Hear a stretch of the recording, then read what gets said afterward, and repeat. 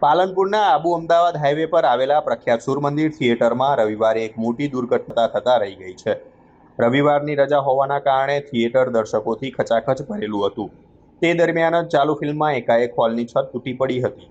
પ્રાપ્ત વિગતો અનુસાર સૂરમંદિર થિયેટરના સ્ક્રીન 3માં ફિલ્મનો શો ચાલી રહ્યો હતો ત્યારે અચાનક હોલની છતનું પીઓપી તૂટીને નીચે પડતા હોલમાં ભયાનક નાસભાગ મચી ગઈ હતી.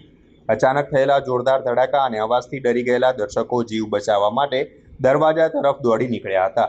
પ્રાથમિક માહિતી મુજબ છેલ્લા કેટલાક દિવસોથી પડી રહેલા સતત વરસાદને કારણે થિયેટરની છતમાં ભારે ભેજ ઉતરી ગયો હતો, જેને કારણે આ અકસ્માત સર્જાયો છે. ચોંકાવનારી બાબત એ હતી કે પીઓપીની સાથે છતમાંથી પસાર થતા હાઈ વોલ્ટેજ વીજ વાયરો પણ નીચે લટકવા લાગ્યા હતા, જેનાથી શોર્ટ સર્કિટ અને કરંટ લાગવાનો મોટો ભય ઊભો થયો હતો.